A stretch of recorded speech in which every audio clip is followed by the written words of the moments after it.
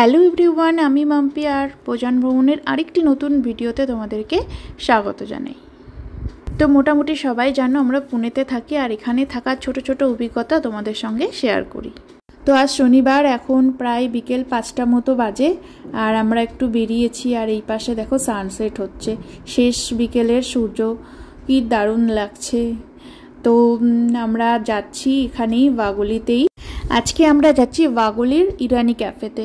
এর আগে তোমাদেরকে আমি এমজি রোডের যে ইরানি ক্যাফেটা আছে সেটা দেখিয়েছিলাম। ওয়াগলিতেও একটা ইরানি ক্যাফে আছে, বেশ কিছুদিন হলো খুলেছে, তো অনেকবার শুনেছি, যাওয়া হয়নি, তো ফার্স্ট টাইম আমরা যাচ্ছি। তো এটা হচ্ছে তোমার কেশনান্দ চক থেকে কেশনান্দ গাঁওয়ের দিকে যেতে যে রাস্তাটা আছে সেই রাস্তাতেই কিন্তু রয়েছে এই ইরানি ক্যাফে।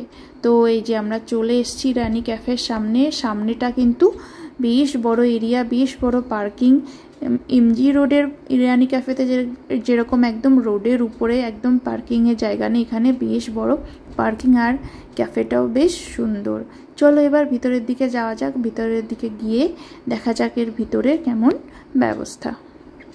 এমনিতে তো ইরানি ক্যাফেগুলো এত সুন্দর ডেকোরেশন থাকে এখানকার, বেশ পার্সি ওয়াকে খুবই ভালো লাগে। আর এই যে ভিতরটা, আর এসেই আমরা একদম ইরানি চা নিয়ে নিয়েছি। আর দেখো ভিতরটা এরকম সুন্দর করে সেট আপ রয়েছে, সিটিং অ্যারেঞ্জমেন্ট রয়েছে, আর সুন্দর করে সাজানোও রয়েছে।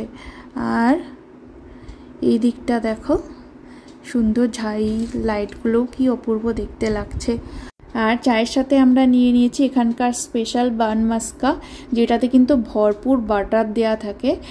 আর তার সঙ্গে নিয়ে নিয়েছি আমরা বাচ্চাদের জন্য একটু ফ্রেঞ্চ ফ্রাইজ, আর তার সঙ্গে নিয়ে নিয়েছি দুধের সর। ছোটোবেলায় খুব খেতাম পাউরুটির সঙ্গে দুধের সর, তো অনেক দিন পর।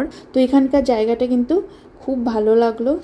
তোমরা যারা এই এরিয়াতে আছো অবশ্যই আসতে পারো ওয়াগলির ইরানি ক্যাফেতে। তো হয়ে গেছে প্রায় 7:30 মতো বাজে, আমরা খেয়ে দিয়ে একটু স্ন্যাক্স খেয়ে ফিরে আসছি বাড়ির দিকে। তো দেখা হচ্ছে পরের আরেকটি ভিডিওতে। ততক্ষণের জন্য টাটা, সবাই ভালো থেকো, সুস্থ থেকো, আর ভোজন ভ্রমণের পাশে থেকো। দেখা হচ্ছে খুব তাড়াতাড়ি।